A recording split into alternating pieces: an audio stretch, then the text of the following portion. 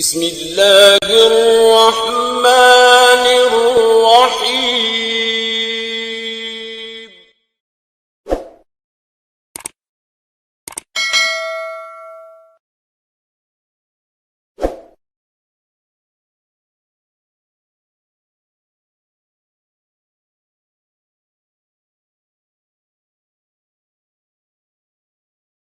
الحمدللہ رب العالمین، الصلاۃ والسلام علی رسول الامین وعلی آلہ واصحابہ اجمعین، صلاۃ و سلام لا غایۃ لہما ولا نہایہ، اما بعد فاعوذ باللہ من الشیطان الرجیم، بسم اللہ الرحمن الرحیم۔ حام میم، تنزیل الکتاب من اللہ العزیز الحکیم۔ معزز خواتین و حضرات، نوجوان بچے اور بچیوں، السلام علیکم ورحمۃ اللہ وبرکاتہ۔ اللہ تبارک و تعالیٰ کا احسان ہے کہ ہم آج قرآن حکیم سے سیکھنے کی محفل میں 26ویں پارے میں موجود ہے۔ یہ 26واں پارہ سورہ احقاف، سورہ محمد، سورہ فتح اور سورہ حجرات، سورہ قاف اور سورہ ذاریات کے ابتدائی حصے پر مشتمل ہے۔ گویا 6 صورتوں میں سے 5 صورتیں مکمل ہیں اور 1 صورت کا ابتدائی حصہ ہے۔ سورہ احقاف میں حروف مقطعات میں سے حام میم سے آغاز ہوا اور یہ 2 حرفی ہے، اور جیسے ہم جانتے ہیں کہ حروف مقطعات 29 مقامات پر آئے ہیں، لیکن یہ حروف ہے 5 طرح سے۔ یا تو یک حرفی ہوگا جیسے قاف، جیسے صاد، یا 2 حرفی ہوگا جیسے یہاں حام میم آئے ہیں اور دونوں الگ الگ پڑھے جائیں گے، اس لیے منقطع کہا جاتا ہے۔ اور یا یہ 3 حرفی ہوگا یا 4 حرفی یا 5، یعنی کم از کم 1 حرف پر مشتمل ہوگا یا زیادہ سے زیادہ 5 پر مشتمل ہوگا، اور 29 مقامات پر، جس میں سے 26 مقامات پہ تو اس کے فوراً بعد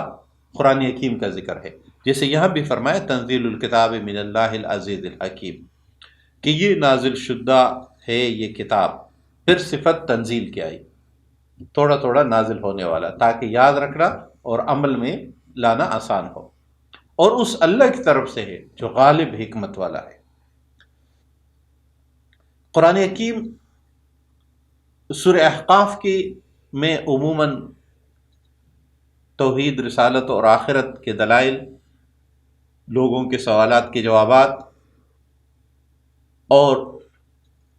انسانیت کو یہ یاد دلانے کے لیے کہ یہی دعوت ہمیشہ پیش ہوتی رہی، یہی بات ہمیشہ ہوتی رہی۔ قرآن حکیم ایک دلیل ذکر فرماتا ہے آیت نمبر 4 میں، قُلْ أَرَأَيْتُمْ مَا تَدْعُونَ مِن دُونِ اللَّهِ، کہ ذرا دیکھو، کبھی اس کا جائزہ لیا ہے، کبھی سوچا ہے، کبھی غور و فکر کیا ہے کہ جن کو تم اللہ کے سوا بلاتے ہو، پکارتے ہو، مانتے ہو، جن کے سامنے اللہ کے سوا سر تسلیم خم کرتے ہو۔ جب قرآن حکیم یہ بات ارشاد فرماتا ہے کہ اللہ کے سوا جن کو تم پکارتے ہو، تو اس کا مطلب صرف یہ نہیں ہے کہ اللہ کے سوا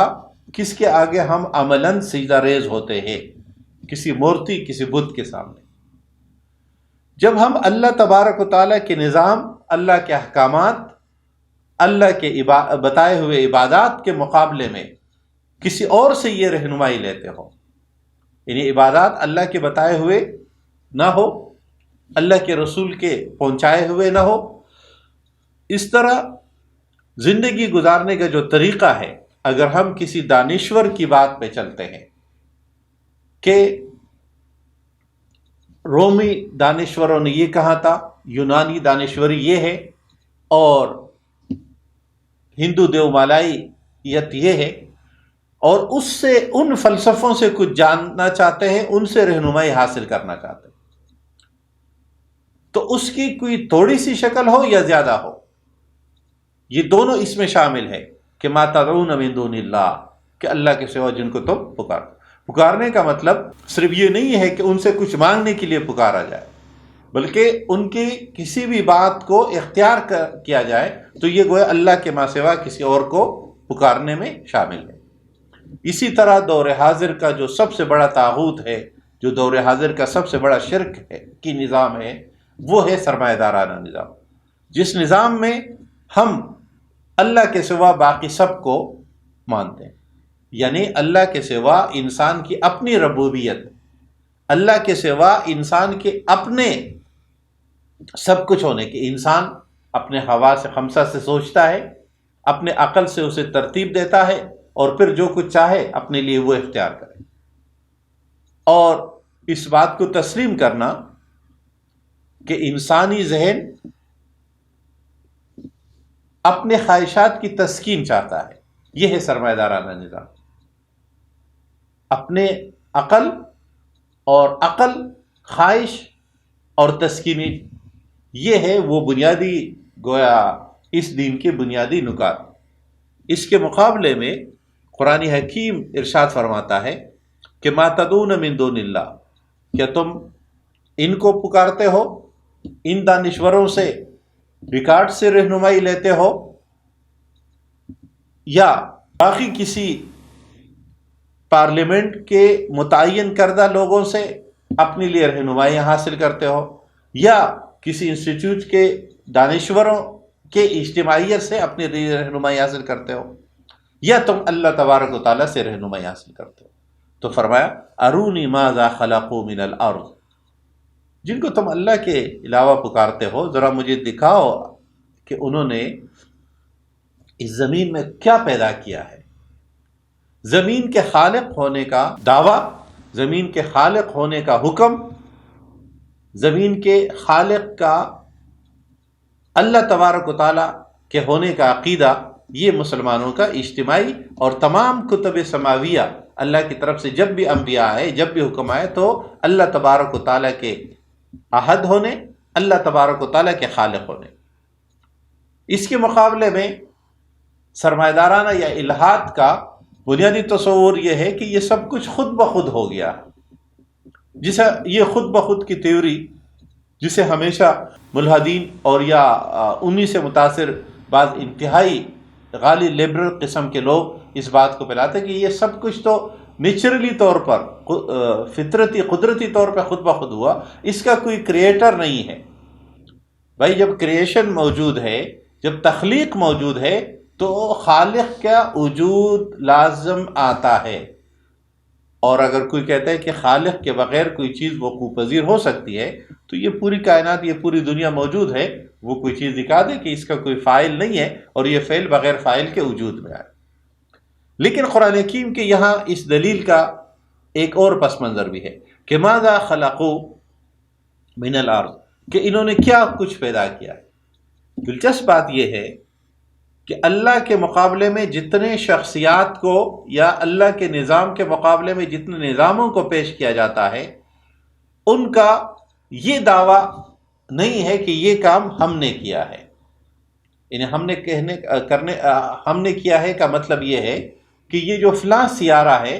یا فلاں ستارہ ہے، اسے میں نے یا فلاں نے وجود بخشا ہے، بلکہ وہ سب اس کو خود بخود کی طرف منسوب کرتے یا نامعلوم کی طرف منسوب کرتے۔ گویا خالق کائنات ہونے کا دعویٰ ہی اللہ رب العالمین کا دعویٰ ہے۔ تو قرآن حکیم نے فرمایا ماذا خلقوا من الارض، کہ یہ جن کو تم اپنی زندگی کی اجتماعیت کے معاملات سپرد کر رہے ہو، انہوں نے کبھی اس کائنات میں کچھ بنایا کہ یہ تمہارے مالک بن پے تھے، یا تمہاری زندگی گزارنے کے طریقے تمہیں سکھا رہے ہو؟ تو جس نے پیدا کیا ہے وہی زندگی گزارنے کا طریقہ بھی سکھائے۔ ام لہم شرک فی السماوات، یا ان کا کوئی ساجی، کوئی مددگار، کوئی ساتھی، کوئی ہے آسمانوں میں؟ تو ذرا وہ لکھ کر بتائے، وہ کسی کتاب میں بتا دے کہ ایسا کچھ ہے، اور اگر کبھی ایسا نہیں کیا گیا تو اس کا مطلب ہے کہ پلٹنا چاہیے واپس آنا چاہیے اللہ رب العالمین کی طرف۔ سورہ احقاف پارہ نمبر 26 میں دوسرا اہم رہنمائی جو اللہ تبارک و تعالیٰ عطا فرما رہا ہے وہ ہے وَوَصَّيْنَا الْإِنسَانَ بِوَالِدَيْهِ إِحْسَانًا، آیت نمبر 15۔ ہم نے وصیت کی انسان کو اپنے والدین کے ساتھ حسن سلوک کا، اور یہ حسن سلوک کی کیفیت کیا ہوگی، کتنی ہونی چاہیے؟ قرآن حکیم میں سے احسان کے لفظ سے تعبیر کرتا ہے۔ کسی بھی عمل کو انتہائی اچھے انداز میں سر انجام دینا حسن کہلاتا ہے۔ ہم حسن، احسن کا لفظ استعمال ہی کرتے ہیں عام سے ہٹ کر زیادہ بہتر ہونے کو۔ ہم کسی کو پھول کو خوبصورت کہتے ہیں تو اس میں کوئی کمال دیگر پھولوں کے مقابلے میں ہوتا ہے۔ یہ ممکن ہے کہ کسی شخص کو کسی ایک پھول میں یہ حسن نظر آئے، کسی کو کسی دوسرے پھول میں، لیکن یہ ہوگا کمال درجے کا۔ تو جب والدین سے احسان کا یا جس سلوک کا مطالبہ کیا جا رہا ہے قرآن حکیم کی زبان میں، وہ یہ ہے کہ ہم نے انسان کو یہ حکم دیا ہے کہ تم نے اپنے والدین کے ساتھ حسن سلوک کا برتاؤ کرنا ہے۔ برابری کا برتاؤ نہیں ہے کہ اس نے پالا تھا تو بڑھاپے میں ہم پالیں گے۔ یہاں پھر فرق آ رہا ہے موجودہ سرمایہ دارانہ نظام میں کہ والدین یا والدین کے بجائے اس کے لیے لفظ استعمال ہوتے ہیں سینئر سٹیزن یا اولڈ ہومز میں والدین کو رکھنا، یہ حسن سلوک نہیں ہے، بلکہ والدین کو اپنے ساتھ رکھنا بالکل اسی طرح جس طرح انہوں نے ہمیں رکھا تھا، اور والدین کی اسی طرح اطاعت، فرما برداری، بلکہ ناز اٹھانا، جیسے کہ ہم چھوٹے تھے تو ہمارے والدین نے ہمارے ناز اٹھائے تھے، وہ اپنے نہ چاہتے ہوئے بھی ہمیں وہ سب کچھ دینے کے لیے کوشاتے جو شاید ہمارے لیے مفید نہ بھی تھے، یا ہمارے اصرار یا ضد ہم بچوں کی یہ سب پورے کرتے۔ تو اس طرح اپنے والدین کے وہ سب چیزیں، خواہشات اور احساسات کا خیال رکھنا جس طرح انہوں نے ہمارے ساتھ رویہ رکھا، اور یہ سب معاملہ رویوں کا ہوتا ہے۔ معاملہ صرف اس کا نہیں ہے کہ پیسے ہیں اور اس کی بنیاد پر ہم کسی ملازم یا ملازمہ یا 2-3 ملازمین اپنے والدین کے رکھ لیں گے۔ ملازمین جس طرح بچے کا اس طرح خیال نہیں رکھ سکتے جس طرح والدین رکھ سکتے، اسی طرح ملازمین والدین کا بھی خیال نہیں رکھ سکتے جس طرح کی اولاد رکھ سکتی۔ تو فرمایا اس کی ایک مثال، حملتہ امہ کرہا ووضعتہ کرہا، والدہ نے اس بچے کو جو پھر والدے کے یہ نیکی، والدے کی خدمت، والدے کی مشقت بھول جاتا ہے، انتہائی تکلیف میں جنا، اور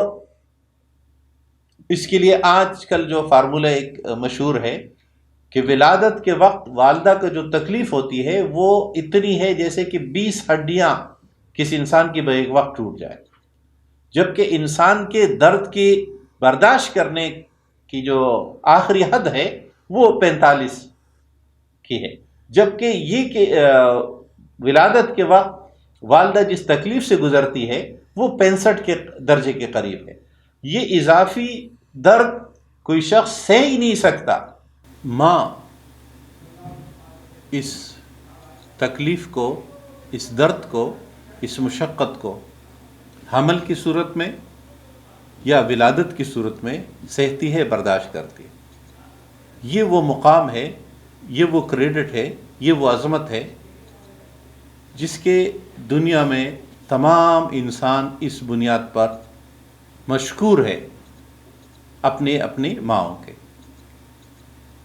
اس لیے کہ دنیا میں کوئی مرد ہو یا عورت، اسے پیدا تو ایک عورت ہی سے ہونا ہے۔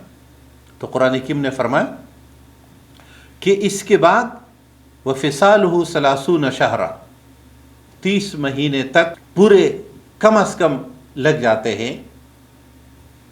دوران حمل میں اور رضاعت میں۔ اسی سے ہمارے فقہا عظام نے جو کم از کم مدت حمل متعین کی ہے کہ وہ 6 مہینے کی ہے، اور پھر 30 مہینے میں سے جو بقیہ بچتے ہیں 24 مہینے، وہ بچے کو دودھ پلانے کا دورانیہ ہے، یعنی رضاعت کا۔ ان 2 سالوں میں بھی قرآن حکیم اجازت دیتا ہے کہ اگر والدین یہ محسوس کرے کہ بچے کے لیے مفید نہیں ہے یا کوئی اور وجہ ہے تو اس مدت پہ کمی و بیشی ہو سکتی ہے، لیکن یہ 2 سال کی مدت اس بچے کا حق ہے۔ لیکن یہ ذمہ داری بچے کی اور بچے کی والدہ کی نان و نفقی کی ذمہ داری یہ والد کے ذمہ ہے، یہ باپ کے ذمہ ہے کہ وہ اس کو ادا کرے گا۔ اس لیے قرآن حکیم اس کے بعد ارشاد فرماتا ہے کہ جب وہ زندگی گزرتی ہے، یہ بچہ لڑکپن سے جوانی کے حدود میں آتا ہے اور پھر یہ 40 سال کا بن جاتا ہے، تو پھر ہونا کیا چاہیے؟ اب اگر یہ بچہ 40 سال کا ہوا تو اس کا مطلب ہے ماں کم از کم اس سے 20 سال بھی اگر بڑی ہے تو والدے کی عمر 60 سال ہے، اور اگر 30 سال بڑی ہے تو والدے کی عمر گویا 70 سال ہو گئی۔ اس عمر میں اس کا رویہ کیا ہونا چاہیے؟ قرآن حکیم فرمایا پھر یہ قال رب اوزعنی ان اشکر نعمتک التی انعمت علی وعلی والدی، کہ اللہ مجھے اس کا موقع عنایت کیجئے، مجھے اس کی توفیق دیجئے، مجھے اس کی استطاعت دیجئے کہ میں دل کی گہرائیوں سے آپ کی نعمتوں کا شکر ادا کروں جو آپ نے مجھ پر اور میری والدہ پر، میرے والدین پر، اور اس کے بعد میں ہمیشہ وہ عمل کروں جس سے آپ راضی ہوں۔ وَأَصْلِحْ لِي فِي ذُرِّيَّتِي، اور میرے خاندان کی چلنے والی نسل ان کو بھی درست، صحیح، سلامت اور اسی راہ پر قائم رکھ۔ انی تبت الیک وانی من المسلمین، میں آپ کی طرف رجوع کرتا ہوں، اے اللہ میں آپ کی طرف واپس ہوتا ہوں ان تمام غلطیوں کوتاہیوں سے، ان گناہوں سے جو مجھ سے سرزد ہوئے ہیں۔ وانی من المسلمین، اور میں صرف واپسی نہیں بلکہ عملاً سر تسلیم خم کرتا ہوں، مکمل سپردگی اختیار کرتا ہوں، جھکتا ہوں آپ کے سامنے، بقیہ کسی کے سامنے جھکتا نہیں ہوں، اور آپ کی بات مانتا ہوں، کسی اور کی بات نہیں مانتا۔ تو صرف آپ کے آگے سر تسلیم خم کرنا، عملاً اطاعت کرنا، اس کی مجھے توفیق عطا فرما۔ قرآن حکیم سورہ احقاف پارہ نمبر 26 میں ایک اور اہم واقعے کو بیان فرماتا ہے ہمارے رہنمائی کے لیے، اور وہ ایک ایسے موقع پر ہے جب رسول اکرم صلی اللہ علیہ وسلم کی مخالفت، آپ کے خلاف رد عمل، آپ اور آپ کے ساتھیوں کو تکلیف اور دکھ درد دینے کا مرحلہ کیا شدت کے ساتھ ہے۔ تو قرآن حکیم اہل مکے کے سامنے ایک مثال رکھتا ہے کہ جس طرح پہلے انبیاء علیہم السلام کے قوموں نے جب ان کی مخالفت کی تو اللہ نے ان کے ساتھ دیا انبیاء کا، اور کچھ الگ لوگ الگ جگہوں سے اٹھے اور انہوں نے انبیاء کا ساتھ دیا، اس طرح اس نبی کے لیے بھی اور لوگ اٹھ سکتے ہیں اگر تم مستقل اسی نافرمانی کے روش کو اپنائے رکھو گے۔ اس کی ایک جھلکی، ایک مثال مشرکین مکہ کے لیے اور رسول اکرم صلی اللہ علیہ وسلم کے لیے ایک امید کا ایک واقعہ یہ کہ رسول اکرم صلی اللہ علیہ وسلم کی زندگی میں ایک سے زائد مرتبہ جنات کے ساتھ آپ کا مکالمہ، جنات کو قرآن حکیم کی دعوت، جنات کے ایمان لانا، اس کو قرآن حکیم بیان کرتا ہے سورہ احقاف میں یہاں، اور سورہ جن میں پھر اس کی تفصیل ہے۔ تو فرمائیں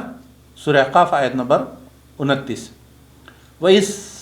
صرفنا الیک نفرا من الجن یستمعون القرآن فلما حضروه قالوا انصتوا فلما قضی ولوا الی قومهم منذرین، کہ جب کچھ لوگوں نے جنات میں سے اس قرآن کو سنا تو ان کا رویہ کیا تھا۔ قرآن حکیم یہ نمونہ بتاتا ہے، آئیڈیل بتاتا ہے کہ یہ وہ نیک روح نفوس قدسیہ سلیم الطبع لوگ ہیں جو انسانوں میں بھی ہوتے ہیں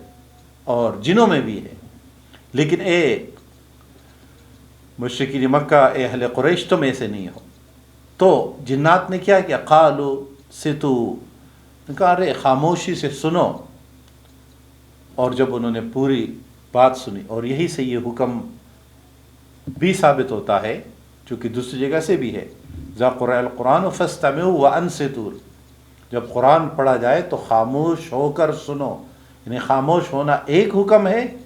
اور سننا دوسرا حکم ہے، صرف خاموشی کافی نہیں ہے، توجہ اور سننا۔ اس لیے قرآن حکیم کی تلاوت جب کہیں ہو تو اس کا سننا لازمی ہے۔ اگر آپ سن نہیں سکتے تو صرف آواز کے لیے قرآن حکیم کو کہ سی ڈی یا قرآن حکیم کی تلاوت نہ کرائی جائے، یعنی قرآن حکیم کی تلاوت جب بھی ہو تو اسے سنا جائے۔ اگر سننا مقصود نہیں ہے تو پھر چلایا نہ جائے۔ تو قرآن حکیم نے فرمایا کہ اللہ کے نیک بندے ہمیشہ ایسا کرتے ہیں کہ جب انہیں کلام اللہ ملتا ہے تو وہ خاموش ہو کر سنتے ہیں۔ تو اس جنات نے بھی ایسا کیا، اور پھر صرف یہ نہیں کیا، یہ پیغام سنا، سمجھا اور اپنے قوم کی طرف جانے لگے یہی پیغام لے کر۔ تو قرآن حکیم نے فرمایا کہ جب وہ کہنے لگے اپنے قوم سے تو ان کی بات کیا تھی؟ قرآن حکیم گویا ان کی رپورٹ پیش کر رہا ہے۔ قالوا یا قومنا انا سمعنا کتابا انزل من بعد موسیٰ، اے میرے قوم، اے ہمارے قوم،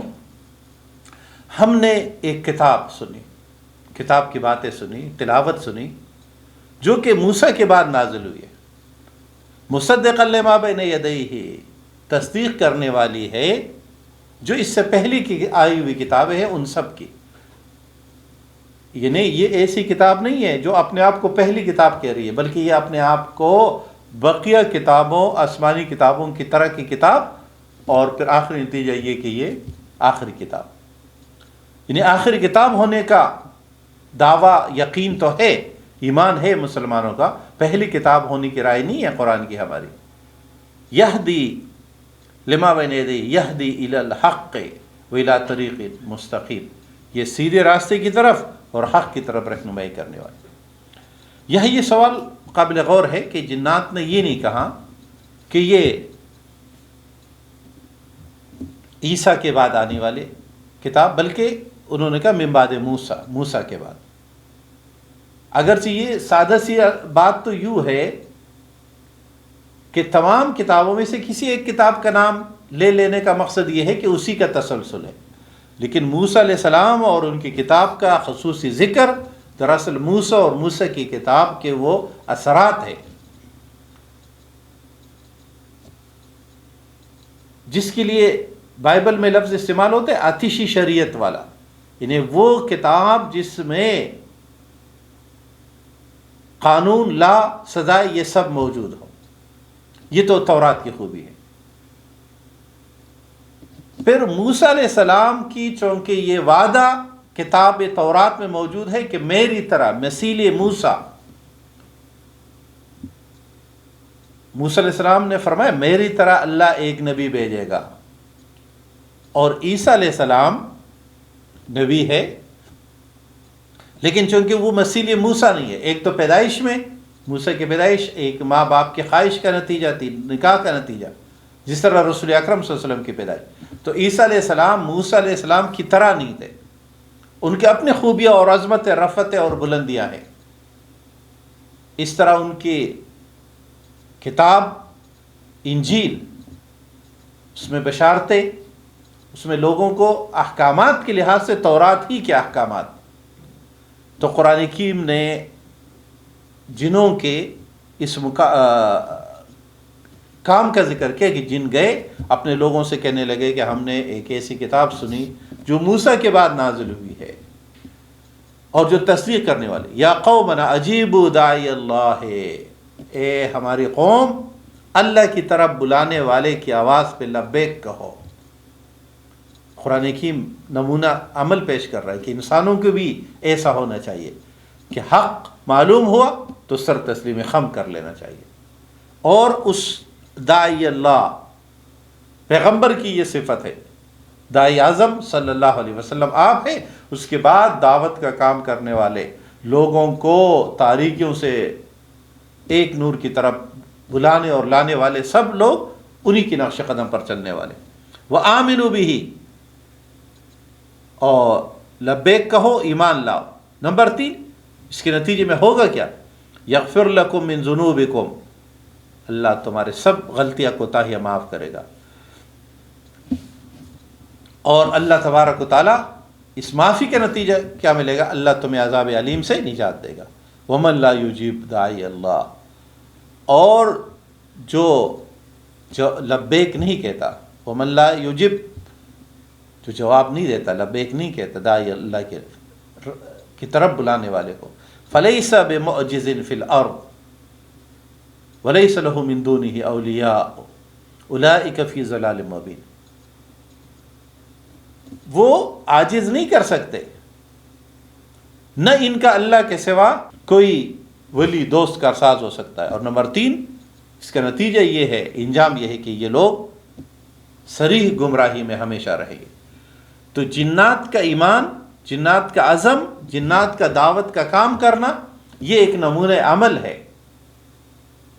سب کے سامنے، خصوصاً نزول قرآن کے وقت مشرکین مکہ کے سامنے۔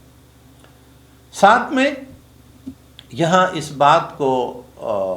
مختلف موقعوں پر بیان کیا جاتا ہے کہ بھئی جنات کا وجود ہے یا نہیں ہے۔ تو اس کا ایک پہلو تو وہ ہے جو ہمارا مختلف سائنسی اندازوں کے مطابق کچھ لوگ اس بات کو کہہ رہے ہیں۔ ایک مسلمان کی حیثیت سے ہمارے لیے سب سے بڑی دلیل اللہ کی کتاب ہے۔ جب اللہ کی کتاب نے جنات کا ذکر کر دیا، رسول اکرم صلی اللہ علیہ وسلم نے اس بات کو سمجھا دیا اور اس پورے واقعے اور حدیث کو بیان کیا کہ آپ صلی اللہ علیہ وسلم عبداللہ ابن مسعود کو ساتھ لے گئے، ان کو ایک جگہ بٹھایا اور پھر جا کر اس پورے واقعے کی وضاحت کر دی۔ تو مزید ایک مسلمان کی دینی معاملے میں کسی اور دلیل کی ضرورت نہیں، اور یہ موضوع اگر کائناتی لحاظ سے ہے کہ بھئی ہمیں نظر نہیں آتا، تو کیا سب چیزیں نظر آتی ہے؟ یہ تقابل ہی درست نہیں ہے قرآن اور سائنس کا، اس لیے کہ نہ قرآن سائنس کی کتاب ہے اور نہ سائنس ہدایت کی کتاب ہے، یا سائنس ہدایت کا فریضہ سر انجام دیتی ہے۔ سائنس کے اپنے حدود، سائنس کے اپنے تقاضے، ہاں استعمال میں، دریافت میں ترجیحات کیا ہوں گی، یہ ایک صاحب قرآن پر ایمان رکھنے والے سائنسدان کی اور ہوں گی، اور قرآن پر ایمان نہ رکھنے والے کی اور ہوں گی۔ اور اس کی سب سے بڑی مثال ہے کہ مسلمانوں نے اپنے دور عروج میں، جب ریاست سائنس میں مسلمانوں کا ڈنکا بج رہا تھا، تو تب بھی مسلمانوں نے ہماگیر ہلاکت خیز ہتھیار نہیں بنائے، جو اس کے بعد چھوٹے اور پھر بڑے اور بڑے ہوتے گئے، جس کی حتمی شکل ایٹم بم، اور ایٹم بم کے بعد ہائیڈروجن اور بموں کی صورت۔ اس کا یہ مطلب نہیں کہ ہماگیر ہلاکت خیزی کے ہتھیار مسلمانوں کے دور میں نہیں تھے،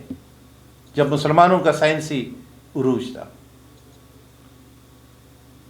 بلکہ یہ تو ارتھ شاستر چانکیہ کی کتاب میں کوئی آج سے 4000 سال پہلے کی، 2000 سال قبل مسیح کی کتاب میں بھی ہماگیر ہلاکت خیزی کہ آپ یہ چیزیں جمع کریں، اس کو جلائے، دشمن کی طرف دعا جائے گا اور دشمن کا لشکر ختم ہوگا۔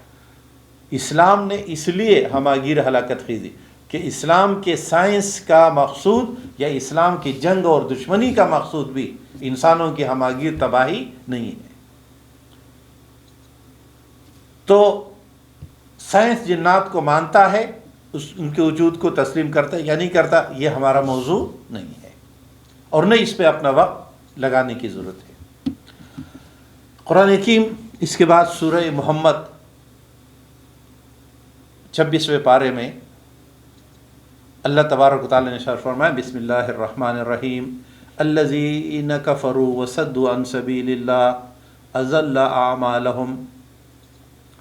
والذین آمنوا وعملوا الصالحات وآمنوا بما نزل علی محمد وهو الحق من ربهم کفر عنہم سیئاتہم واصلح بالہم۔ قرآن حکیم ارشاد فرماتا ہے کہ جن لوگوں نے کفر اختیار کیا اور اللہ کی راہ میں روڑے اٹکانے لگے، ان سب کے تمام اعمال ضائع ہو گئے، ان کو کوئی نتیجہ خیزی نہیں ملے گی، کوئی پلس نتیجہ نہیں ملے گا، بلکہ یہ سب ان کے وہ کرتوت ہے جو ان کے لیے بار جاں بن جائیں گے، یہ بوجھ بن جائے گا۔ ہاں، اس کے مقابل میں وہ لوگ، گویا قرآن سورہ محمد کے آغاز ہی میں تقابل پیش کر رہا ہے، تو فرمایا والذین آمنوا وعملوا الصالحات، جو لوگ ایمان لائے اور نیک اعمال کرتے رہے۔ یہاں پھر اس بات کو دوہرا لیجئے کہ ایمان اور اعمال صالح میں واو ہے عطف کی، اور یہ حرف عطف ایمان ایک الگ مستقل ذمہ داری اور وہ مستقل چیزیں معلوم ہے جس پر ایمان ہر کوئی لانے کا مکلف ہے، کہ ہر چاہے نبی ہو یا امتی ہو وہ ایمان لاتے ہیں۔ آمنت باللہ و ملائکتی و کتبی، یہ تمام چیزوں پر ایمان لانا، انہیں مومن بہی جو چیزیں ہیں جن پر ایمان لائے جاتے ہیں وہ چیزیں سب کے لیے ایک ہے، اور اس میں پھر ترتیب تو توحید، رسالت اور آخرت کی ایک اور ترتیب ہو سکتی ہے، لیکن یہ سب کچھ پہنچتا رسول کے ذریعے ہے، توحید کا علم بھی، رسالت کا علم بھی، اور آخرت کا علم۔ تو والذین آمنوا، اور ایمان کی تعریف ہم نے پہلے ذکر کی، تصدیق نبی کا نام ایمان ہے، وعملوا الصالحات، اور نیک اعمال کرنے والے۔ یہاں اعمال مطلوب ہے، یعنی وہ افعال جس میں نیت، ارادہ، شعور اور انجام کی فکر شامل ہو، اور وآمنوا بما نزل علی محمد، جو لوگ ایمان لائے، نیک اعمال کیے۔ اب خصوصی ذکر ہے یہاں کہ جو ایمان لائے اس پر جو نازل ہوا ہے محمد صلی اللہ علیہ وسلم پر، وہ الحق من رب، تو بیک وقت ثابت ہو گئی تین چیزیں، نازل ہونا، اور نازل نزول میں دو چیزیں ہیں، کسی کی طرف سے کوئی چیز، اور جس پر نازل ہوئی وہ شخصیت محمد مصطفیٰ صلی اللہ علیہ وسلم، یعنی اللہ، کتاب اور رسول، یعنی اللہ، قرآن اور محمد صلی اللہ علیہ وسلم، یہ تصور یہی سے اخذ ہے، اور یہی تین بنیادیں ہیں، ہدایت، رہنمائی، اچھائی اور بہتری کے پہنچنے کی۔ یہی مطلوب اور مقصود ہے کہ ایمان اور عمل صالح۔ اہل سنت والجماعت اس بات پر متفق ہے کہ عمل کی اہمیت ہے، اور ان تمام مکاتب فکر کو اہل سنت درست نہیں سمجھتے جو یا تو ایمان کی اس طرح اہمیت کے قائل ہے کہ اس کو عمل کی اس طرح اہمیت کے قائل ہے کہ ایمان کے مترادف بنا دیا جائے یا ایمان سے بالاتر بنا دیا جائے، اور نہ اس رائے کو اہل سنت درست سمجھتی ہے جو اعمال کی بالکل اہمیت سے انکار کرتے۔ عمل نیک ہے تو فائدہ دے گا، عمل بد ہے تو نقصان دے گا۔ یہ درست نہیں ہے کہ ایمان کے بعد جو کچھ بھی کوئی کرتا رہے اس کا کوئی فائدہ اور نقصان نہیں ہے، اور یہ بھی درست نہیں ہے کہ ایمان کی اعمال کی بنیاد پر کوئی شخص مسلمان یا کافر ہوتا ہو. یعنی اگر کوئی شخص ڈھیر ساری نیکیاں کرتا ہو لیکن وہ ایمان نہیں رکھتا، اور ایمان کے ہم نے 3 چیزیں ذکر کر دی، اللہ، انہیں توحید، رسالت اور آخرت. تو ایمان کی اہمیت، اعمال کی اہمیت ہے، اعمال نتیجہ دیتے ہیں. یہ ہے اس آیت کا اصل مقصود کہ ہم سب اس بات کا جائزہ لیں کہ نجات کی بنیاد ایمان ہے، دخول جنت کی بنیاد ایمان ہے. اگر اعمال کم ہے یا کچھ بدعمالیاں موجود ہے تو اس کا سزا بھگتنے کے بعد مومن جنت میں جائے گا.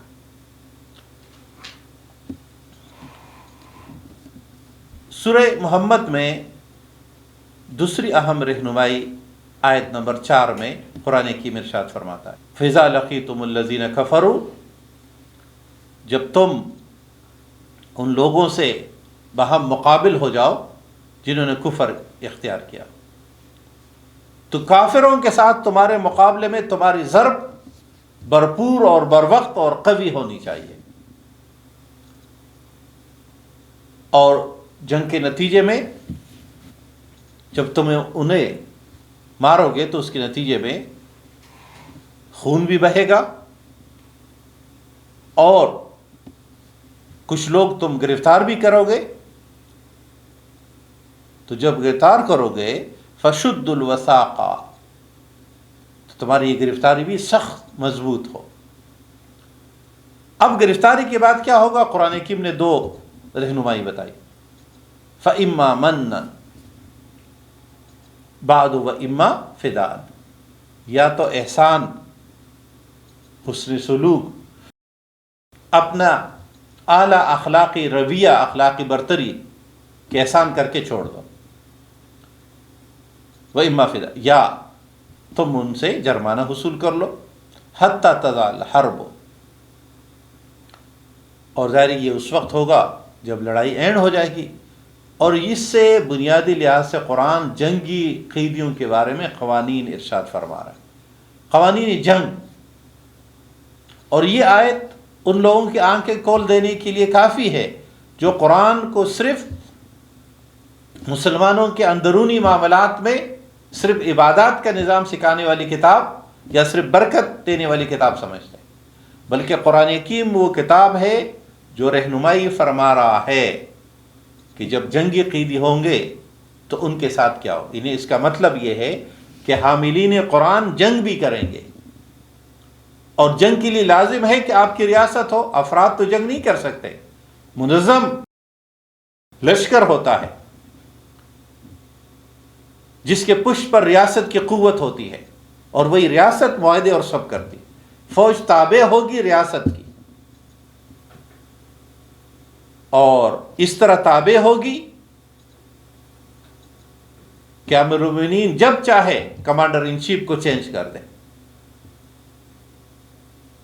وہ یہ نہیں کہہ سکتا کہ میرا تو ابھی ٹائم پورا نہیں ہے، یا امیر المومنین اس کا پابند نہیں ہوگا کہ وہ اس کے دوران یہ ملازمت کے پورے ہونے کے بعد اس کو ایکسٹینشن دیتا رہے، بلکہ افواج پابند ہوں گے اسلامی ریاست کے، اور یہ ان کا شرعی فریضہ اور ذمہ داری بھی ہوگی. تو جب ریاست جنگ کرے گی، ریاست کے افواج جنگ کرے گی، کچھ قیدی بھی ملیں گے. جب قیدی ہوں گے، اس طرح آپ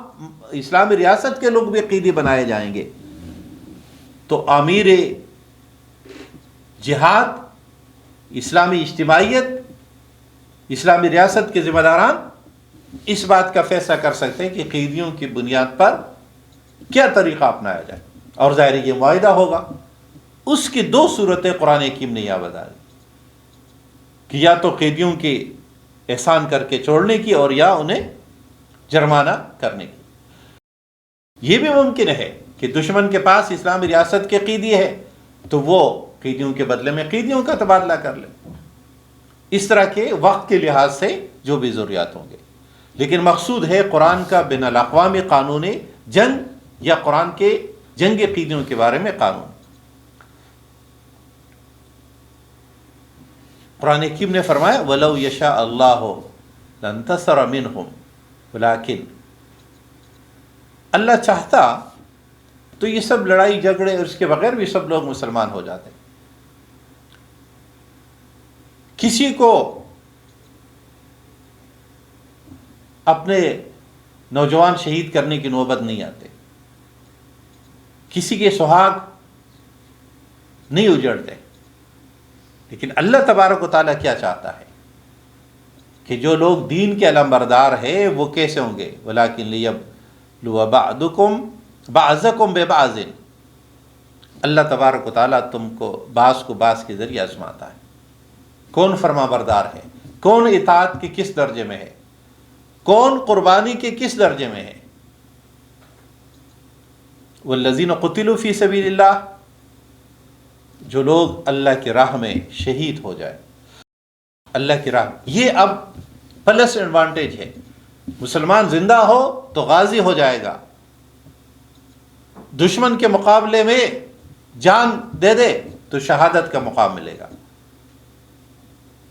لیکن اس کے مقابل میں دشمن کے پاس تو یہ آپشن نہیں ہے۔ فَلَن يُضِلَّ أَعْمَالَهُمْ، ان کے اعمال مسلمان شہداء نے جتنی نیکیاں کی ہوں گی وہ ختم، خراب اور بلائی نہیں جا سکے گی، اور نہ ان کا ایمان کوئی ختم ہونے والا ہے، بلکہ ان کے یہ تمام اجر و ثواب محفوظ ہوگا۔ یہاں لفظ استعمال ہوا الذین قتلوا فی سبیل اللہ، جو اللہ کی راہ میں مارے جائے، قطع نظر اس کے کہ قاتل معلوم ہے یا نہیں، جو شخص اللہ کی راہ میں نکلا چاہے وہ کسی بھی کیفیت میں ہو، چاہے دشمن کی گولی پہچانی جائے یا نہ پہچانی جائے۔ رسول اکرم صلی اللہ علیہ وسلم کی حیات مبارکہ میں ایسا ہی ایک واقعہ ہوا، ایک مسلمان اس حالت میں شہید ہوئے کہ معلوم نہیں ہو سکا کہ تیر کس طرف سے آیا تھا۔ لوگوں نے مختلف باتیں بنانا شروع کی، وہ خاتون رسول اللہ علیہ وسلم کے پاس آئی کہ رسول اللہ، میرے بیٹے کا جو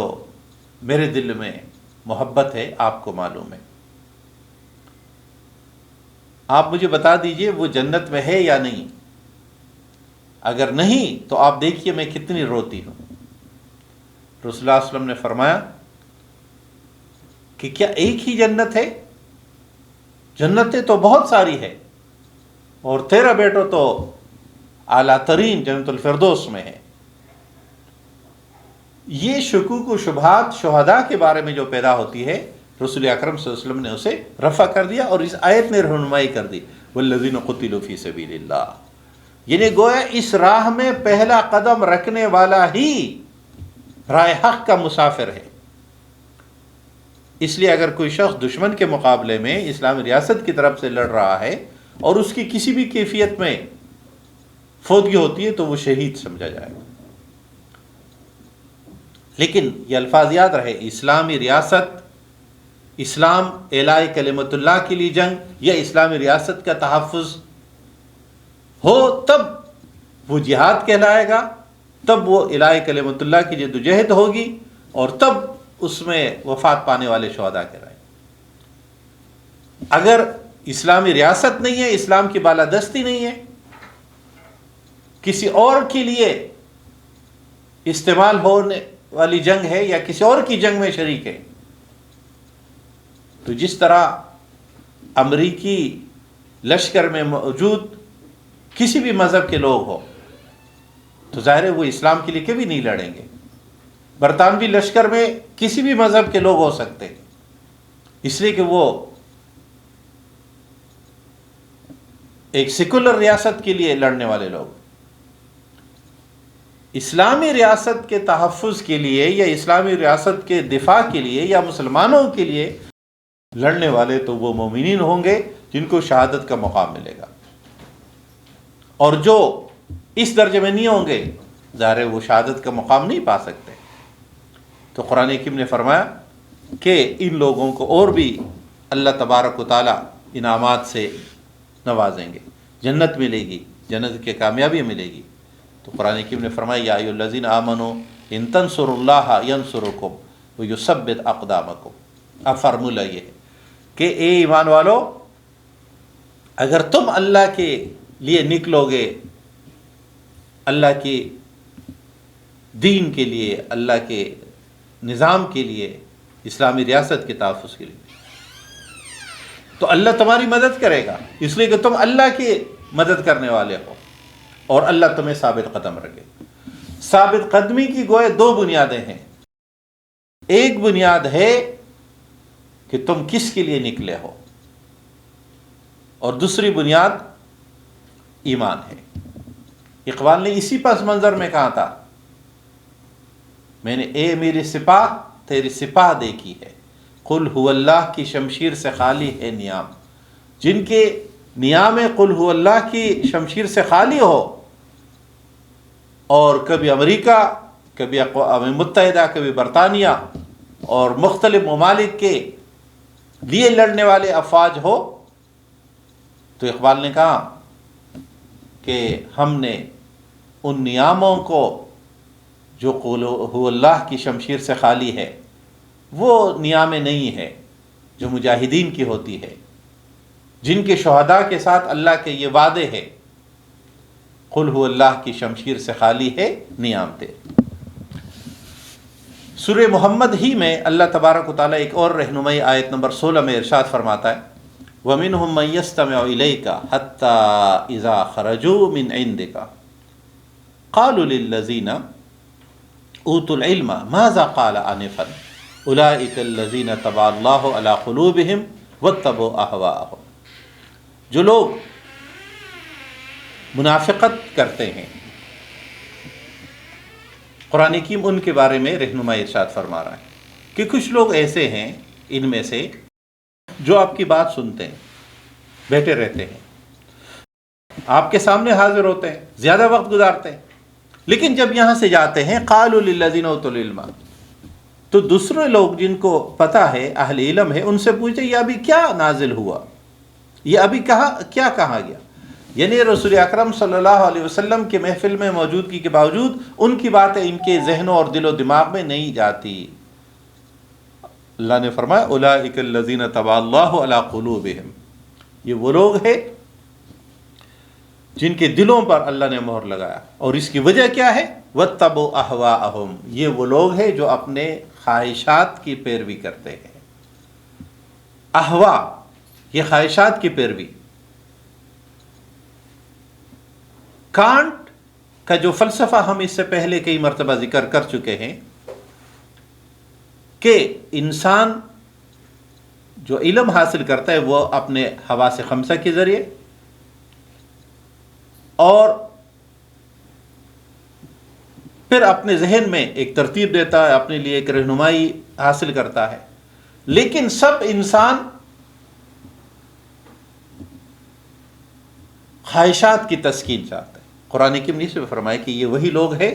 یعنی آج سرمایہ دارانہ نظام کا جو بنیادی عقیدہ ہے خواہشات نفس کی تسکین، اپنے آرزوؤں کی تسکین، قرآن کریم نے اس کو ذکر کے واتبعوا اہواءہم، اپنے خواہشات کی پیروی۔ والذین اہتدوا زادہم ھدی وآتاہم تقواہم، جو لوگ ہدایت اپناتے ہیں اللہ تبارک و تعالیٰ ان کے لیے یہ ہدایت مزید بڑھاتا ہے۔ یعنی ہدایت کی خوبی یہ ہے، نیکی کی خوبی یہ ہے کہ جو اس کی طرف آتا ہے، قدم بڑھاتا ہے، دل میں رغبت ظاہر کرتا ہے، تو یہ نیکیاں ان کو مزید نیکیوں کی طرف لے کر آتی۔ اور گوئے یہاں دو رویے ذکر کیے گئے، ایک رویہ منافقت کا ہے جس کے نتیجے میں پیغمبر جیسی ذات اقدس کی موجودگی میں آپ کی باتوں کو سمجھنے سے روگردانی، اعراض، صرف نظر، اور ایک رویہ ہے پیغمبر کی مکمل اتباع کرنے والے۔ تو ان دو رویوں کی بنیاد پر بتائیں کہ منافقت کا مرض بھی بڑھتا ہے، فزادہم اللہ مرضا، منافق مزید منافقت میں چلا جاتا ہے، اور صاحب ایمان کا ایمان وہ اپنے ایمان کے، اپنے مورال، اپنے جذبات کے بھی انتہا تک جاتا ہے، وہ بھی مزید اتباع کی طرف، مزید اچھائیوں کی طرف آتا ہے۔ یہی مطلوب اور مقصود ہے کہ مومن ایمان کی طرف، ہدایت کی طرف مزید آگے بڑھے۔ اس لیے اللہ تبارک و تعالیٰ نے فرمایا، رسول اللہ صلی اللہ علیہ وسلم نے فرمایا کہ اللہ فرماتے ہیں کہ جو میری طرف، اللہ کی طرف بالش براتا ہے، اللہ تبارک و تعالیٰ گز بر قریب آتے ہیں۔ جو چل کے آتا ہے اللہ دوڑ کے آتے ہیں۔ اس تمثیل کا مقصود ہے کہ جب انسان رجوع الی اللہ کرتا ہے، اللہ تبارک و تعالیٰ اس کی طرف اپنی رحمت، اپنی نوازشات، اپنے انوار کی بارش کرتے ہیں اور ان کے لیے رجوع کی راہیں کھول دیتے ہیں۔ جو لوگ پلٹتے ہی نہیں ہیں ان کے لیے یہ کام بڑا مشکل ہوتا ہے۔ تو ان دو رویوں کے اندر ہمیں اپنا رویہ متعین کرنا ہے کہ ہمارا رویہ کہیں منافقت کا نہ ہو جائے، اور ہمارا رویہ ہمیشہ ایمان کے مورال کی بلندی کا ہو۔ سورہ محمد ہی میں قرآن حکیم ایک اور رہنمائی آیت نمبر 24 میں ارشاد فرماتے ہیں، پارہ نمبر 26، افلا یتدبرون القرآن ام علی قلوب اقفالها، افلا یتدبرون القرآن، مشہور آیت کہ وہ سب لوگ جو قرآن پر ایمان رکھتے ہیں، وہ سب لوگ جو قرآن حکیم کو اللہ کی کتاب سمجھتے ہیں، یہ ایک درجہ ہے۔ قرآن حکیم کی یہ بات ان لوگوں کے لیے بھی ہے جو قرآن کو اللہ کی کتاب نہیں بھی سمجھتے ہیں، ان کو بھی قرآن یہ دعوت دیتا ہے، اس لیے کہ قرآن ھدی للناس ہے کہ آئیے قرآن حکیم کو سمجھیے اور اس میں غور و فکر کریں۔ تو فرمایا افلا یتدبرون القرآن ام علی قلوب اقفالها، یا ان کے دل وہ ہے جو انہوں نے خود پہلے کہا تھا کہ ہمارے دل ملفوف ہے، قلوبنا غلف، یا ان کے دلوں پہ تالے لگے ہوئے ہیں۔ تو قرآن حکیم تدبر کا حکم دیتا ہے، تفکر کا حکم دیتا ہے، غور کا حکم دیتا ہے، اور یہ قرآن حکیم کی وہ یونیک خوبی ہے کہ اپنے نزول کے وقت ہی سے قرآن حکیم اپنے اولین ماننے والوں کو بھی یہ حکم دیتا ہے کہ قرآن حکیم کے ساتھ تمہارا رویہ کیسا ہوگا۔ تم صرف اس کے الفاظ نہیں دہراتے رہو گے ہمیشہ، بلکہ اس کو سمجھو گے،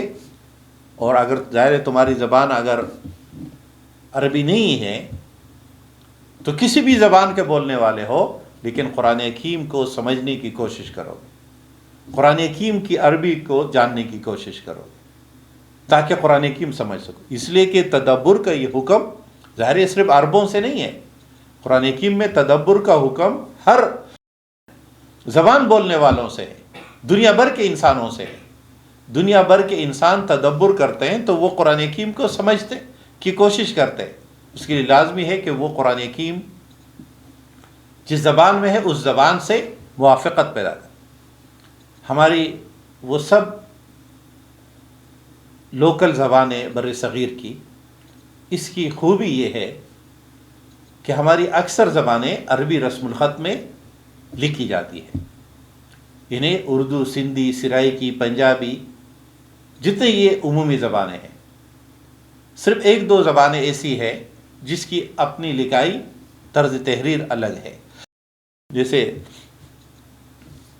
گرمکھی یا گجراتی یا بنگالی زبان۔ جن زبانوں کا رسم الخط وہی ہے جو عربی والا ہے، ان کے لیے قرآن حکیم بہت زیادہ آسان ہے، اس لیے کہ ہماری لوکل زبانوں میں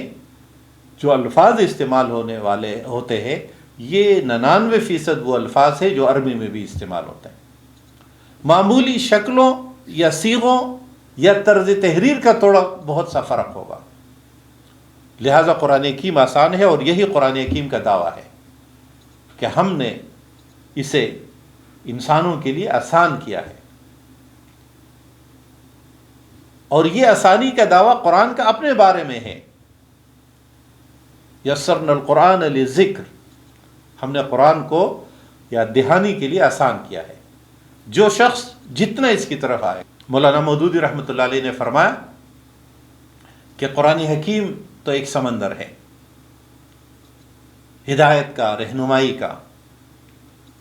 اب ہر شخص کے ظرف پر منحصر ہے کہ کوئی اس سے اپنے لیے دریا الگ کر کے لے جاتا ہے،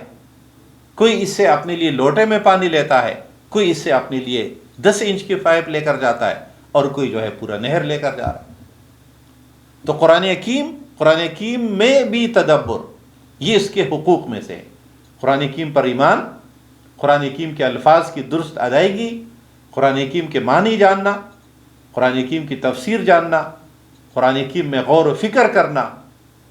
اور پھر قرآن حکیم کو غالب اور قرآنی نظام کو دنیا پہ قائم کرنا، یہ قرآن حکیم کے وہ حقوق ہیں. قرآن میں تدبر کے بعد اسی آیات میں اللہ تبارک و تعالیٰ نے ارتداد اختیار کرنے والے، اسلام کو چھوڑ دینے، کفر اختیار کرنے والوں کی نفسیات کو ذکر فرماتا ہے. پہلی بات ارشاد فرمائی ان الذین ارتدوا علی ادبارہم من بعد ما تبین لہم الہدی، جن لوگوں نے واپسی اختیار کر لی جبکہ ان کے لیے ہدایت واضح ہو چکا تھا. یہ وہ لوگ ہیں کہ دراصل الشیطان سول لہم واملی لہم، شیطان نے ان کو بڑی بڑی دور اور زیادہ ترقی کی امیدیں دلائی ہیں کہ تم کامیاب ہو جاؤ گے. یہ وہ لوگ ہیں جنہوں نے کبھی کامیاب نہیں ہونا ہے، یہ تو ترقی کرنے والے نہیں ہیں. ہمارے بر صغیر میں ترقی پسند تحریک کی یہی بنیادیں تھی کہ یہ تو بنیاد پرست لوگ ہیں، انہوں نے آگے نہیں بڑھنا ہے، انہوں نے کوئی ترقی نہیں کرنی ہے. تو شیطان ہمیشہ امیدیں دلاتا ہے. دوسری نفسیات ذالک بانہم قالوا للذین کرہوا ما نزل اللہ، کہ شیطان ان کو یہ سمجھاتا ہے کہ اللہ نے کوئی چیز نازل نہیں کی، بلکہ یہ اپنی طرف سے گڑی ہوئی ہے. تیسری نفسیات فکیف اذا توفتہم الملائکۃ یضربون، قرآن کی انجام ذکر کر رہا ہے. پھر ان سب کے انجام اس وقت کیا کیفیت ہوگی جب فرشتے ان کی روح قبض کر رہے ہوں گے تو ان کو مار رہے ہوں گے ان کے چہروں پر اور ان کے پیٹھوں پر. ذالک بانہم اتبعوا ما اسخط اللہ، یہ اس لیے کہ انہوں نے اللہ کی نافرمانی کی، اتباع کی اور اللہ کی ناراضگی کے پیچھے لگ گئے کہ ہر وہ چیز جس سے اللہ نے ناراض ہوتا ہے وہی اختیار کرتے رہے. سورہ محمد میں آیت نمبر 36 میں ایک اور رہنمائی قرآن کی فرماتا ہے انما الحیات الدنیا لعب ولہو وان تؤمنوا وتتقوا یؤتکم اجورکم ولا یسألکم اموالکم. بے شک یہ دنیا کی زندگی، یہ دنیا میں جو کچھ وقوع پذیر ہو رہا ہے، یہ جو کچھ برتری، آگے بڑھنے اور ترقی کی جس دوڑ میں تم شریک ہو، یہ دراصل جو لوگ صرف اسی کو مقصود بناتے تو یہ تو کھیل اور کود ہے، یہ بے معنی ہے.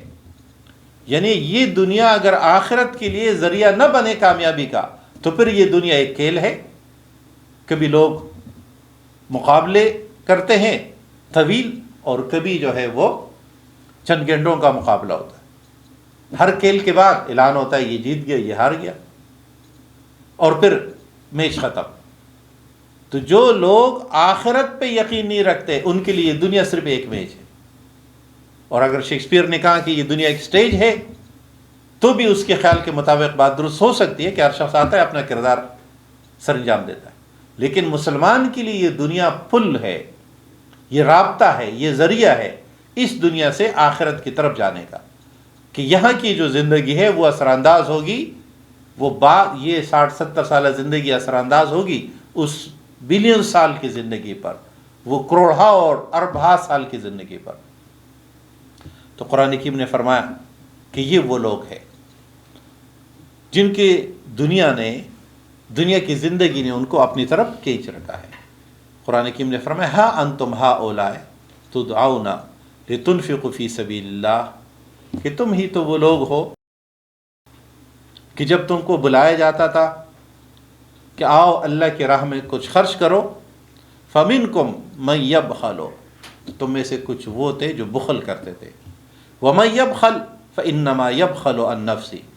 اور یہ فارمولہ قاعدہ کلیہ ہے کہ جو بھی بخل کرتا ہے وہ اپنے ساتھ بخل کرتا ہے، اس لیے کہ اللہ کی راہ میں خرچ کرنے اور انفاق کے نتیجے میں کوئی چیز اللہ کے پاس نہیں جاتی، تمہارے ہی ارد گرد، تمہارے محلے، تمہارے ماحول ہی میں رہتی ہے، تمہارے ملک میں، تمہاری دنیا میں۔ جو بخل کرتا ہے وہ اپنے ساتھ بخل کرتا ہے، بخل کے نتیجے میں ہم کسی اور کو کچھ دینے سے رک جاتے ہیں، جس کے نتیجے میں ہمارے پاس کچھ آنا رک جاتا ہے۔ یعنی یہ چلن، یہ پانی کا بہاؤ، یہ جب تک جاری رہتا ہے تو تالاب صاف رہتا ہے۔ جب تالاب میں پانی رک جاتا ہے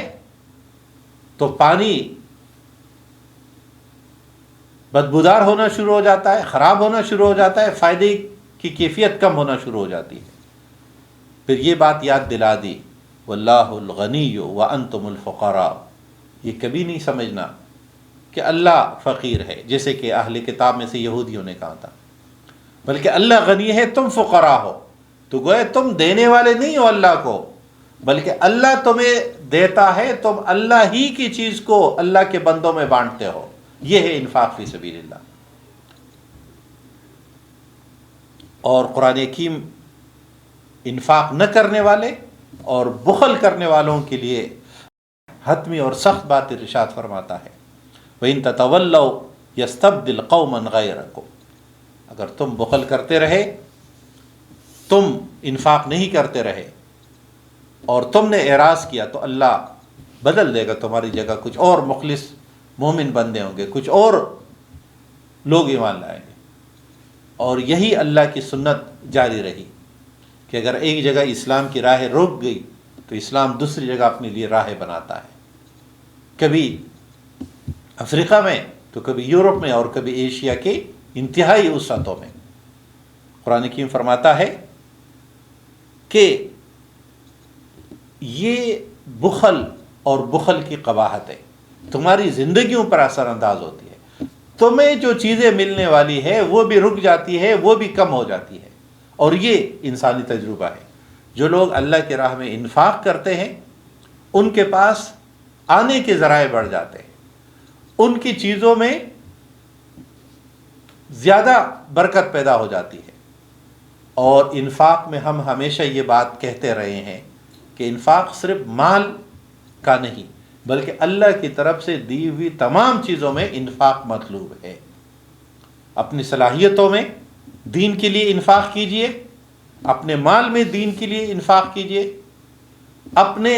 شعور احساسات میں دین کے لیے انفاق، اور دین کو اختیار کرنے کے لیے جو مشکلات پیش آتے ہیں اس کو رفع کرنے کے لیے انفاق۔ قرآن حکیم 26ویں پارے میں سورہ الفتح، جو اسلامی تاریخ، رسول اکرم صلی اللہ علیہ وسلم کی سیرت کے لحاظ سے اہم ترین رہنمائی ہے، اور پس منظر میں اس سورت کو سورہ فتح کہنے کی جو وجہ تسمیہ ہے وہ صلح حدیبیہ ہے۔ صلح حدیبیہ سن 6 ہجری میں رسول اکرم صلی اللہ علیہ وسلم نے خواب دیکھا، جس کا ذکر اس سورہ میں ہے، اور آپ صلی اللہ علیہ وسلم عمرے کی ادائیگی کے لیے چل پڑے، اور اپنے 1400 ساتھیوں کے ساتھ بغیر ہتھیاروں کے، لڑائی جھگڑے کے ہتھیاروں کے بغیر، صرف ذاتی ہتھیار جو عمومی عام استعمال کے ہوتے ہیں وہ ساتھ تھے۔ حدیبیہ کے مقام پر پہنچے، بدیل کے قبیلے کے سامنے بات چیت شروع ہوئی، اہل مکہ نے آنے سے، داخل ہونے سے انکار کیا، اور رسول اکرم صلی اللہ علیہ وسلم نے جا کر ان کو ایک بہت بڑے امتحان میں بھی ڈالا، اس لیے کہ مکہ سے، حرم کعبہ سے کسی کو روکا نہیں جائے گا، ایک عام اصول۔ اور یہ مہینے تو 23 عمرے کے اشہر حرم میں رسول اللہ صلی اللہ علیہ وسلم گئے تھے، اور پھر آپ صلی اللہ علیہ وسلم یہاں ٹھہرے، بات چیت ہوئی، مختلف لوگ آئے، سفیر یہاں سے مسلمانوں کی طرف سے عثمان ابن عفان رضی اللہ تعالی عنہ سفیر بنا کر بھیجے، اور جیسے حدیث کے الفاظ ہے کہ اگر روئے زمین پر عثمان سے اس وقت کوئی اور اہم ہوتے تو رسول اللہ صلی اللہ علیہ وسلم ان کو بھیجتے، جن کی حیثیت اہل مکہ کے سامنے. مسلمانوں کا سفیر اہل مکہ میں گیا، یہاں بات مشہور ہو گئی کہ حضرت عثمان شہید کر دیے گئے، جس کی بنیاد پر رسول اکرم صلی اللہ علیہ وسلم نے صحابہ سے بیعت علی الموت لینی شروع کر دی، جسے بیعت رضوان بھی کہتے ہیں، اس بنیاد پر کہ ان لوگوں کے لیے جنہوں نے یہ بیعت کی، ان کے لیے اللہ تبارک و تعالیٰ نے اپنی رضامندی کا اظہار فرمایا. ان کو اس واقعے کو شجرہ کے نام سے بھی یاد کیا جاتا ہے، یعنی وہ بیعت جو تحت شجرہ واقع ہوئی. رسول اللہ صلی اللہ علیہ وسلم ایک درخت کے نیچے کھڑے ہوئے، ایک ٹہنی جو آپ صلی اللہ علیہ وسلم کی چہرے پر آ رہی تھی اسے ایک صحابی نے پکڑا، آپ صلی اللہ علیہ وسلم نے ہاتھ آگے بڑھایا اور تمام صحابہ آ کر آپ صلی اللہ علیہ وسلم کے ہاتھ پر بیعت کرتے گئے، اور کچھ صحابہ نے 2 مرتبہ بیعت کی. یہ رسول اکرم صلی اللہ علیہ وسلم کی زندگی میں بیعت رضوان، یہ صلح حدیبیہ کا ایک اہم ترین واقعہ ہے، جہاں سے ان نفوس قدسیہ کی عظمت اور رفعت بھی ثابت ہوتی ہے، جن کے لیے اللہ تبارک و تعالیٰ نے فرمایا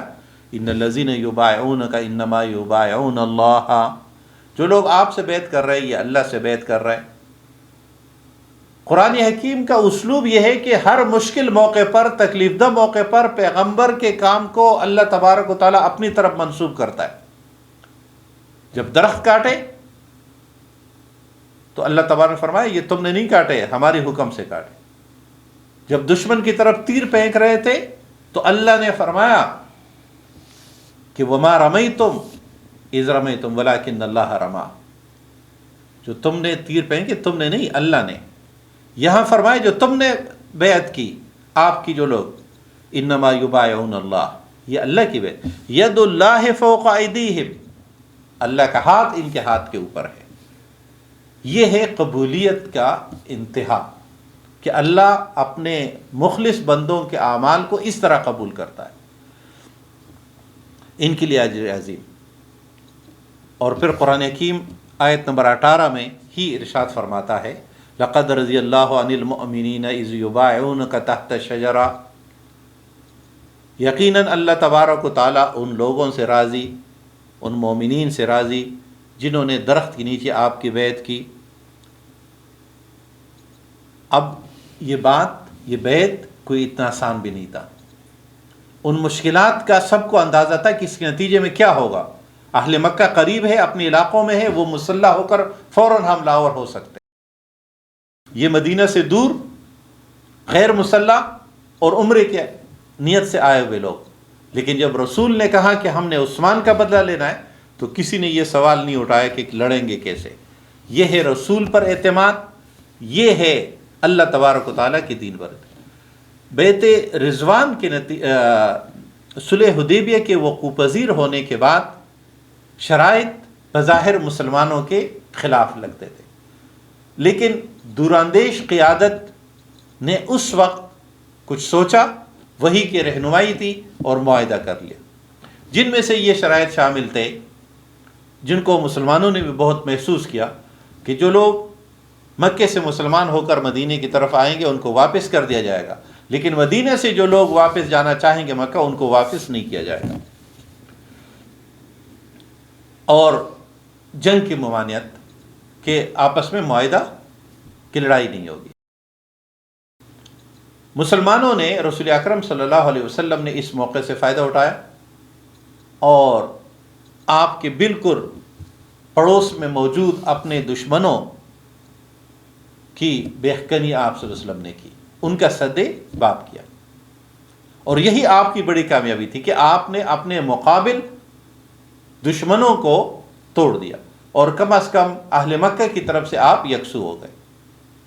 اس لیے آپ صلی اللہ علیہ وسلم نے اس کے بعد مدینے کے ارد گرد کے وہ قبائل جو اس سے پہلے آپ کے دشمنوں کے ساتھ مل کر احزاب میں آپ کے خلاف لڑتے رہے اور اندرونی سازشیں کرتے رہے. نمبر 2، رسول اکرم صلی اللہ علیہ وسلم نے دنیا بھر میں اہم شخصیات، قبائل اور قیصر و کسرا تک کو اللہ کا پیغام پہنچایا۔ یہ پیغام مختلف صحابہ کے ذریعے پہنچایا گیا، اور اسی کے نتیجے میں چار دانگ عالم اسلام کی دعوت پہنچی،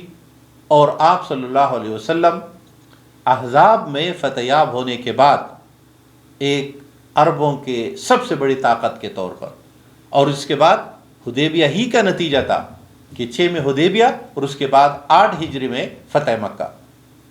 اس لیے بعض مفسرین نے سورہ فتح کی وجہ تسمیہ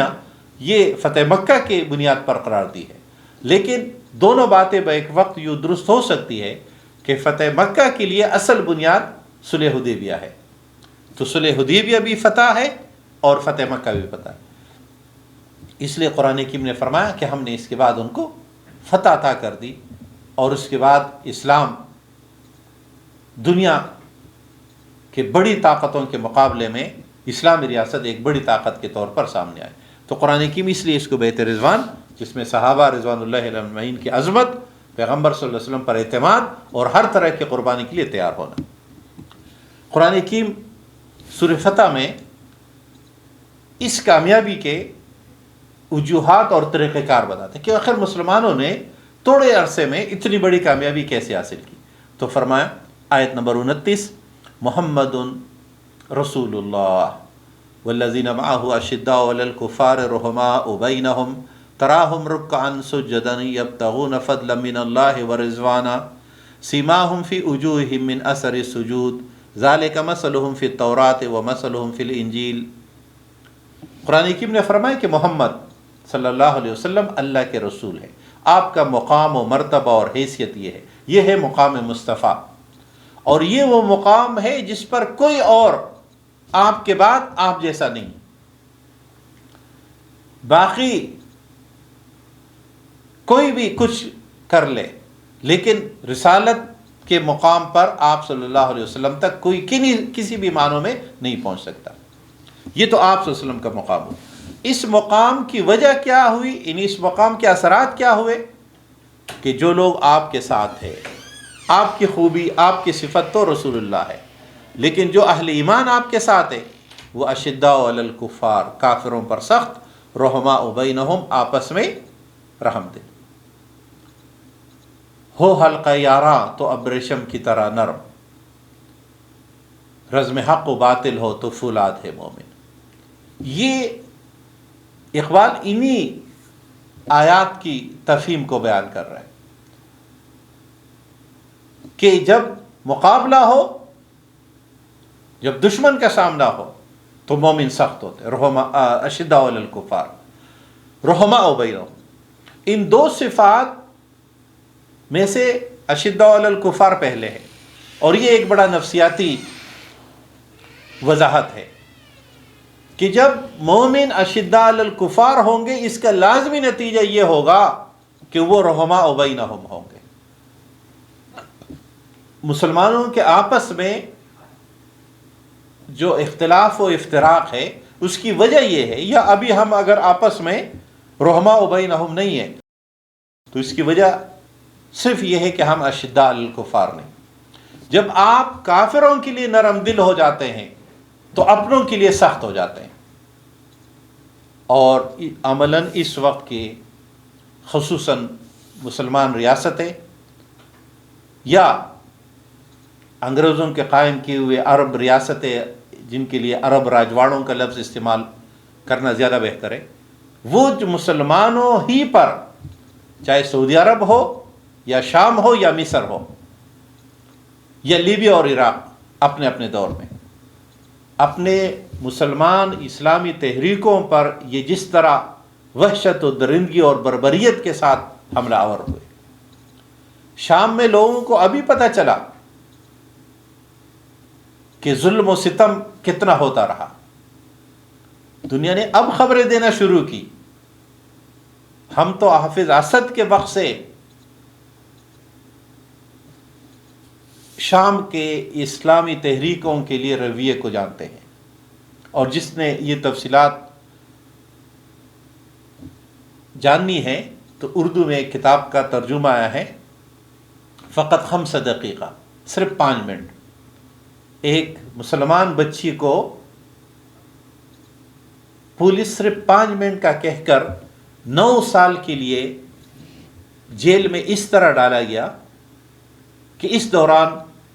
اس کے بھائی شہید کر دیے گئے، اور ظلم، تشدد اور بربریت کے جو بھی طریقے ممکن تھے وہ سب اختیار کیے گئے۔ یہ ایک اخوان المسلمین شام کے ایک خاتون کے ساتھ حافظ اسد کا یہ رویہ تھا، جس کے لیے بڑے بڑے بورڈ لکھے ہوئے ہوتے تھے، حافظ اسد للابد۔ لیکن قدرت اللہ تبارک و تعالیٰ نے مظلوموں کی وہ آہیں سنی، آج دنیا میں حافظ اسد نہیں ہے، اگرچہ اس کا ظلم جاری ہے۔ اور یہ عرب ممالک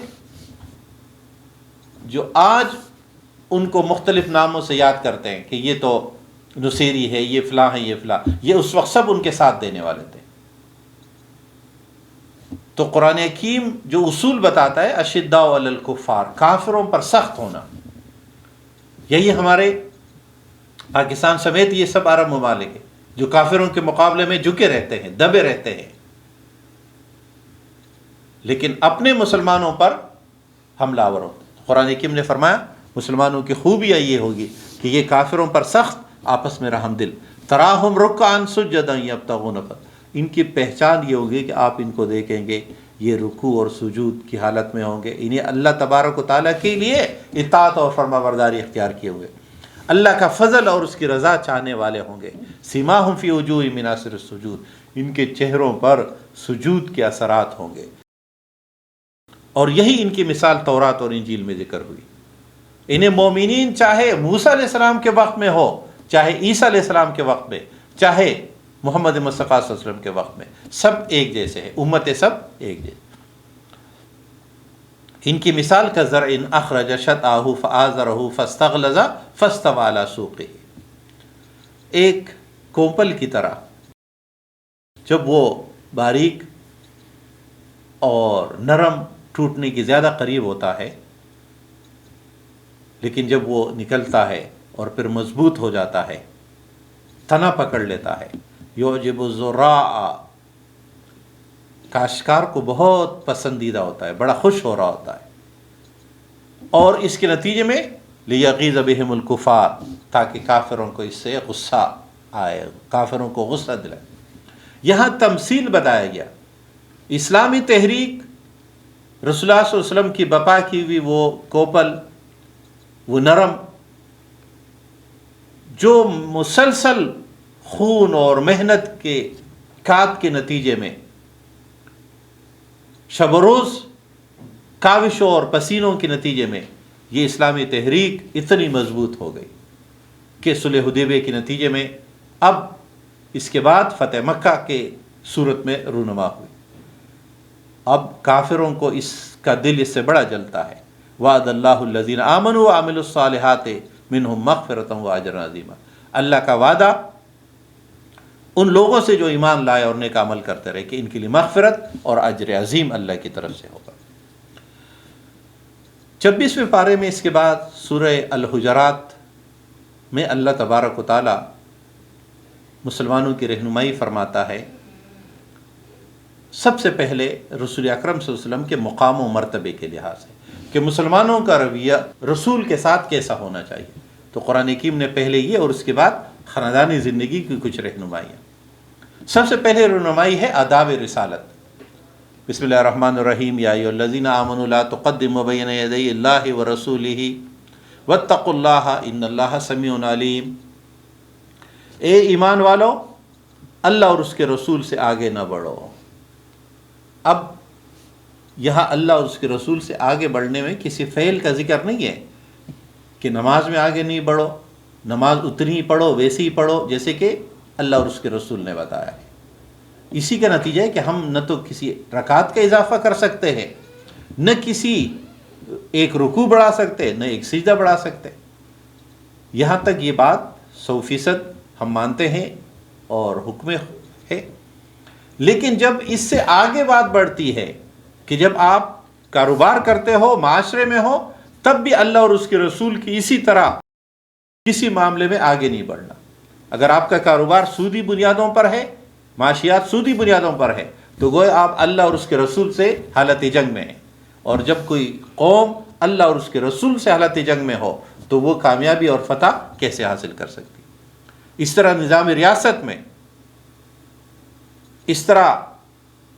تعلیم میں، ہر شعبے میں اللہ اور اس کے رسول سے آگے نہ بڑھا جائے۔ دوسری رہنمائی فرمائی کہ جب رسول صلی اللہ علیہ وسلم کے سامنے آؤ تو لا ترفعوا اصواتکم فوق صوت النبی، نبی کی آواز سے تمہاری آواز اونچی نہیں ہونی چاہیے۔ اور اسی کے بعد حضرت عمر فاروق رضی اللہ تعالیٰ عنہ اتنے آہستہ بولتے تھے کہ آواز مشکل سے سنائی دیتی تھی۔ اور پھر اللہ تبارک و تعالیٰ فرماتا ہے کہ جو لوگ اپنی آواز پست رکھتے ہیں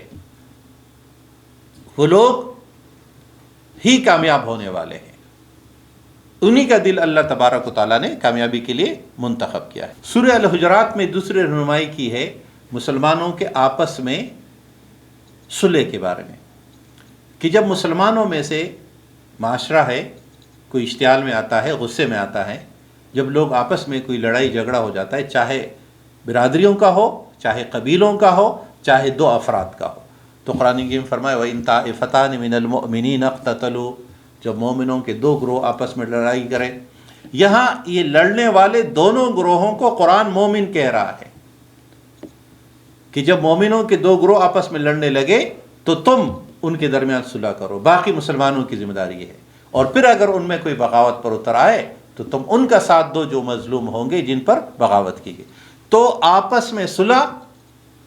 اور مسلمانوں کا یہ دو گروہوں کو مومن ٹھہرانے کا مقصد یہ بھی رہنمائی امت نے حاصل کی اس آیت سے،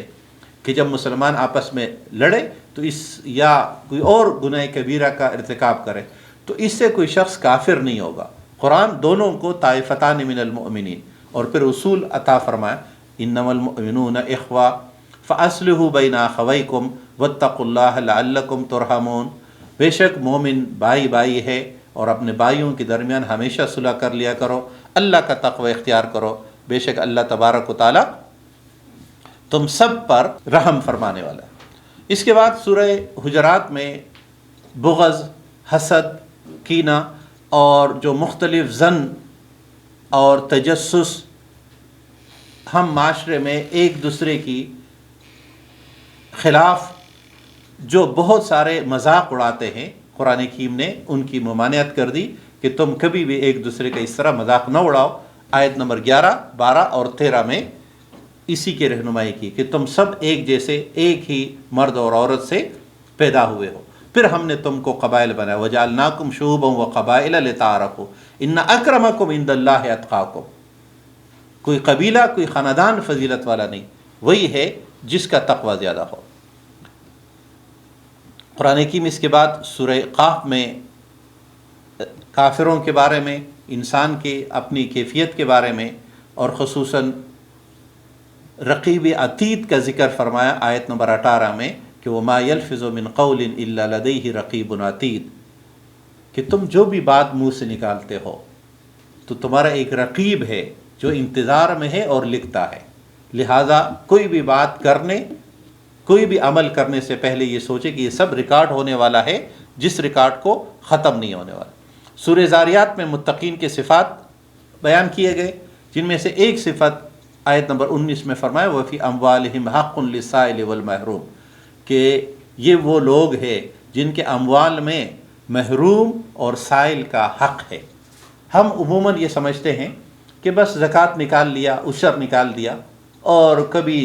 تھوڑی بہت نیکی کر لی۔ قرآن حکیم ہمارے اموال میں حق بتا رہا ہے۔ ہم اپنے اموال میں اپنے والدین کا حق مانتے ہیں، اولاد کا مانتے ہیں، قرآن بتا رہا ہے جو مسکین ہے اور جو محروم ہے ان کا بھی حق ہے۔ لہٰذا جب ہم دیتے ہیں تو ہم اپنی کوئی چیز نہیں دیتے، ہم ان کو ان کا حق دیتے ہیں۔ اور یہی ہمارے پارہ نمبر 26 کی آخری بات یا پارہ نمبر 26 کا سبق ہے کہ ہم دوسروں کو دینے اور اپنے معاشرے میں اپنے ارد گرد تلاش کریں کہ یا محروم کون کون ہے۔ اس موقع پر اہم بات یہ بھی ہے کہ ہم انفرادی لحاظ سے یہ تلاش، یہ ڈھونڈ ایک مشکل کام ہے، لہٰذا جو ہماری اجتماعی ادارے ہیں جو ہمارے ساتھ تعاون کرتے ہیں، ہمارے انفاق کو، ہمارے صدقات کو، ہمارے اموال میں موجود مسکین اور محروموں کے حقوق کو ان مسکینوں اور حقوق تک پہنچاتے ہیں، جیسے الخدمت اور دیگر تمام ادارے جو یہ فریضہ سر انجام دے رہے ہیں، ان کے ساتھ تعاون اور ان پر اعتماد اور ان کے ساتھ مل کر اس ذمہ داری کو سر انجام دینا، یعنی یہ ذمہ داری قرآن حکیم فرماتے وفی اموالہم، یعنی ان تمام مسلمانوں کے اموال میں حق ہے ان لوگوں کا، محروموں کا، تو یہ اجتماعی ذمہ داری ہے اس حق کو ادائیگی کرنے کا۔ اسی حق کی ادائیگی میں ہمیں اپنا حصہ ملانا چاہیے اور جہاں جہاں تک ممکن ہو وہاں تک ساتھ بھی دینا چاہیے، نہ صرف یہ کہ اپنے اموالوں میں یہ حقوق نکالنے چاہیے بلکہ دوسروں معاشرے میں جو ہمارے رشتہ دار ہے، احباب ہے، انہیں بھی اس طرف متوجہ کر کے اس حق کی ادائیگی میں اپنا حصہ ملائے۔ یہی اس پارے کا مرکزی سبق ہے کہ ہم دوسروں کے جو حقوق ہمارے پاس ہے، خصوصاً مالی حقوق، اس کی ادائیگی کرے۔ اللہ تبارک و تعالی ہمیں اپنے حقوق ادا کرنے کی توفیق عطا فرمائے۔ اقول قولی ھذا استغفر اللہ لی ولکم ولسائر المسلمین۔